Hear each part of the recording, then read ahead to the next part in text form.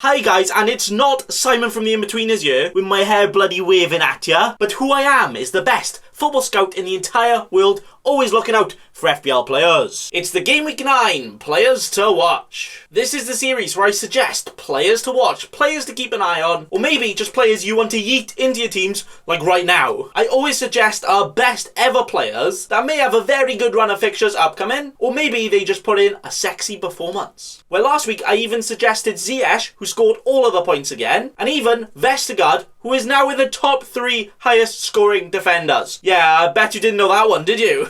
But to help me with the watch list and all the other content on my channel, sometimes I use some extra sources. Just like today's sponsor, OneFootball. OneFootball is a great football app with all of the best features. It can bring you news from anywhere in the entire football world. Even follow all of your favourite players to make sure you never miss out. And you can also follow all of your favourite football teams and just keep an eye on them, see how they're doing. Such as all the Premier League teams which you know can help you in FPL, or just whatever team you fancy keeping your eyes on. But this app is also very good for FPL, where you can look at player stats from not just in the league, but filter by any competition you'd like, or just look at teams to see how their performances have been doing, and to see what teams are in form and out of form to stay away from, or just get all of them in. This app keeps you up to date and makes sure you never miss out on anything. Where if you're interested, you can click on the link in the video description to download for free today. That's OneFootball, my favourite football app. Free to download right now in the link in the description. Go get it, lads. It's a good one. But the first player on the Gameweek 9 Players to Watch list is quite an easy pick, this one, lads. It's Eberechi Eze. The biggest of boy tings were expected from him straight away, but he hasn't actually been started many games so far,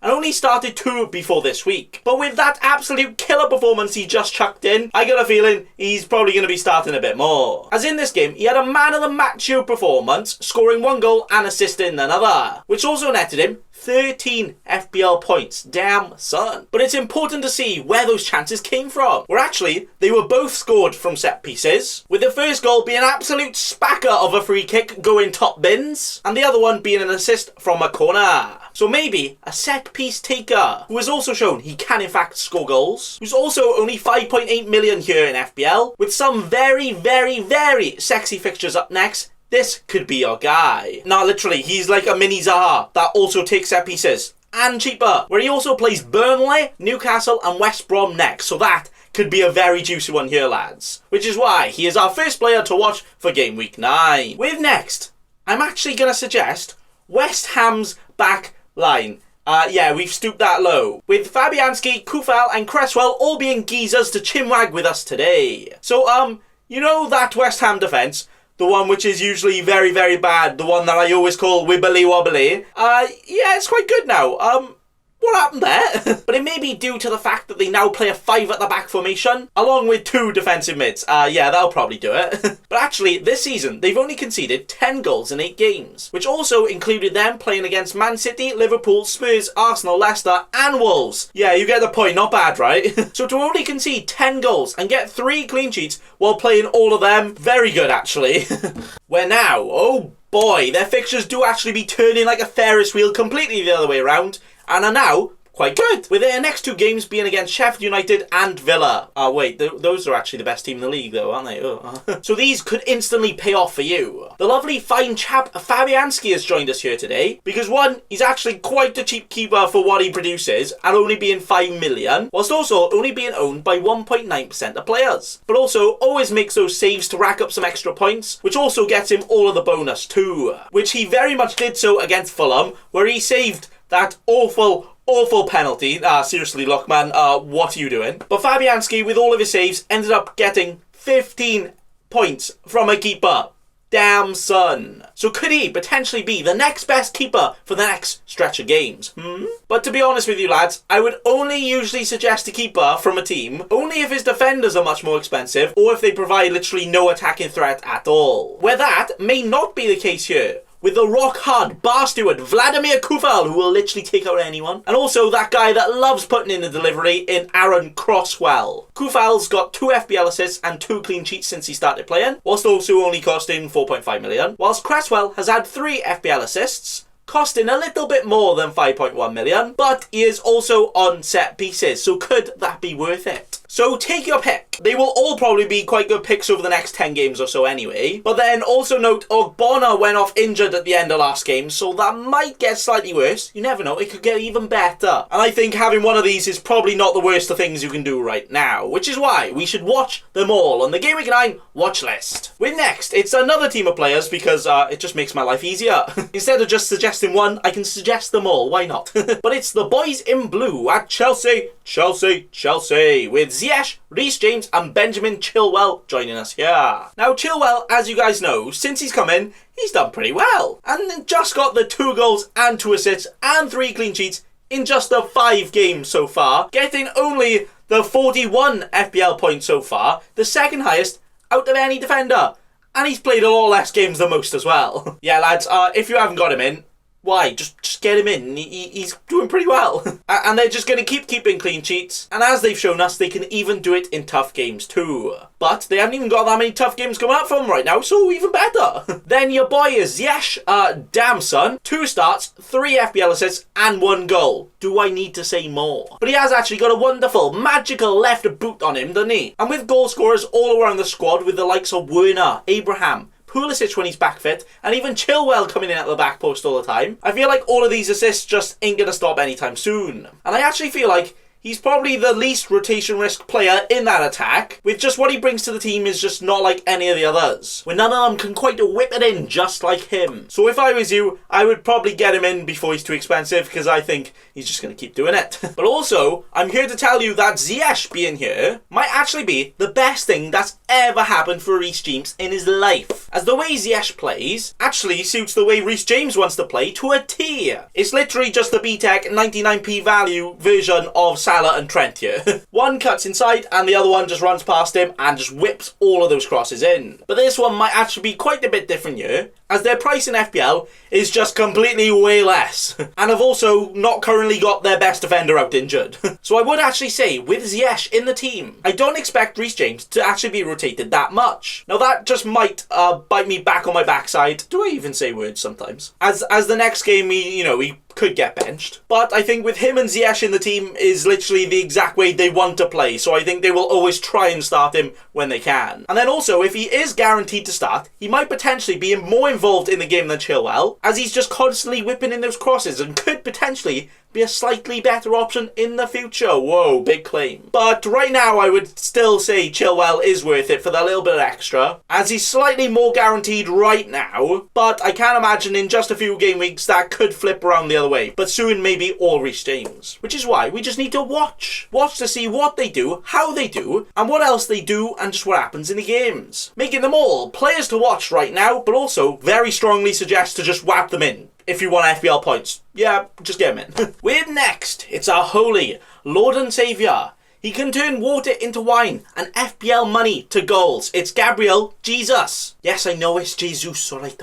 Now this one can't quite walk on water, I think. We haven't tested that yet. But he can get that ball into the back of the net. And this season, he started 2 games so far because of injury, but has actually scored in both of those games. And as you know with Jesus, he could have actually scored a lot more than he does. Where usually City creates so many chances, he could probably have like a hat-trick every game if he netted them all. But he's just not quite Aguero level, is he? With that thought, that Aguero, it still exists, so could eventually reduce Jesus' minutes, where usually it's the other way around. But with how much extra time Aguero needs with his injuries lately, and he just seems to be out more and more each season, I feel like we could actually finally start to see Gabriel start all of the games, or at least most of them. It feels like we've been saying that for like 4 years, but it's getting there, lads, it's getting there. And maybe with that consistent run in the team, it's just what he needs to be the expert finisher that he has shown sometimes, And Man City right now do have a massive fixture swing, playing the likes of Burnley, Fulham and West Brom very soon, which you would imagine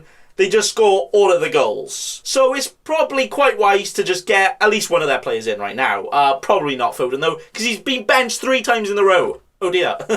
But I myself wouldn't risk getting Jesus in right now, as you never know, Aguero can literally be back and super fit after the international break. That's if and only if he wants to stop his other career of being a full-time Twitch streamer right now. But you never know, he could come back and start starting all of the games again. You just don't know, you know? Which is why, sometimes, we just need to watch and see what happens, you know? And if Jesus keeps starting and keeps scoring, then there you have it. Which is why we just need to watch out for all of these players, making him a player to watch in our Game Week 9 players to watch, watch list, players to watch. A lot of watching going on here, lads, apparently.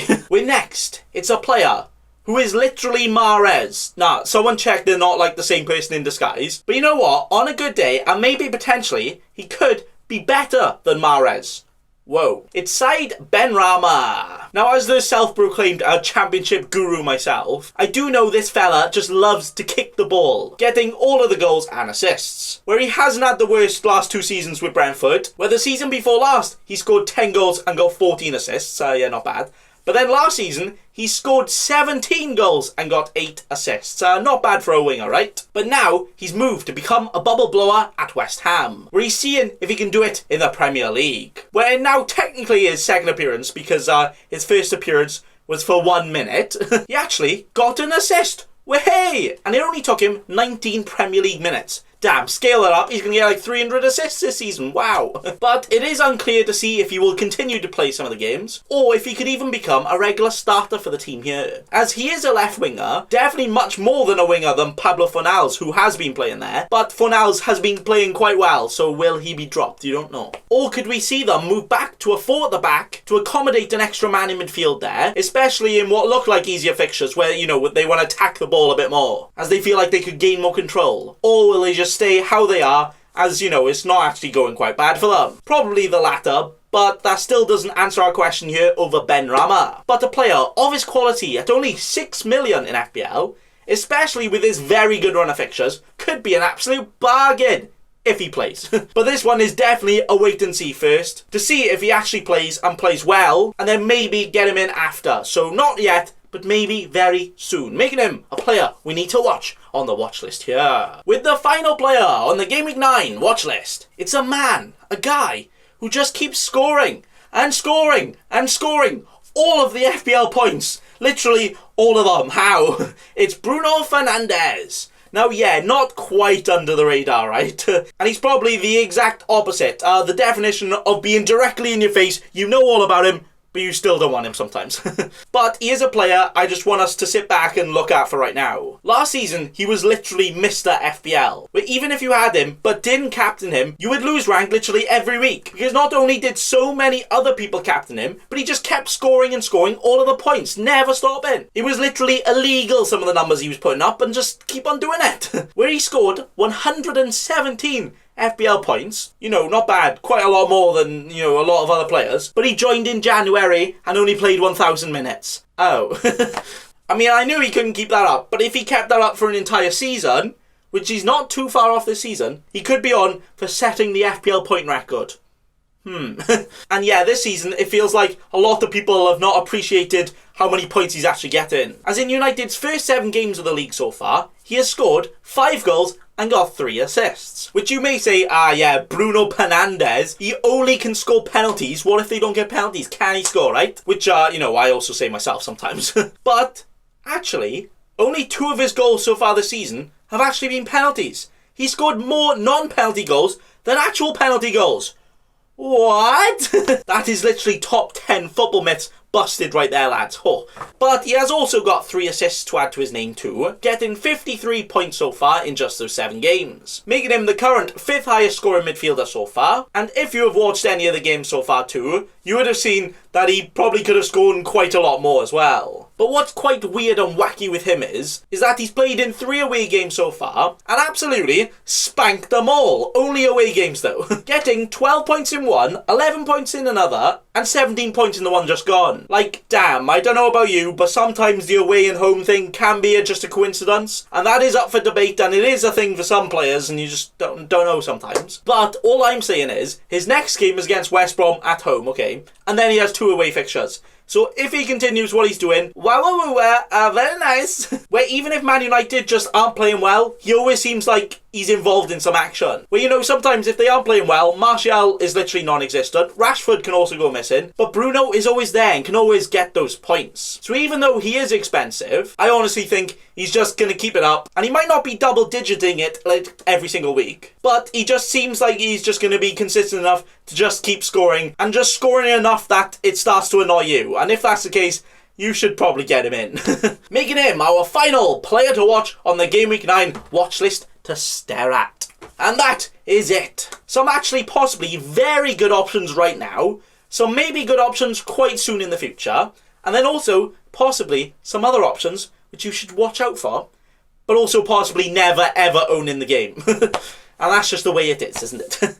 But that's what we like to do here. Suggest some of the informed players, suggest some of the players that just scored a lot of points. And look out for literally anyone and anything to make sure we have all of the best big brain FPL knowledge at our service to make sure we make the best FPL decisions and transfers. But that is all. Thanks for watching, and remember... Don't be a cheeky scrub. Subscribe to Nathan Bacon right now.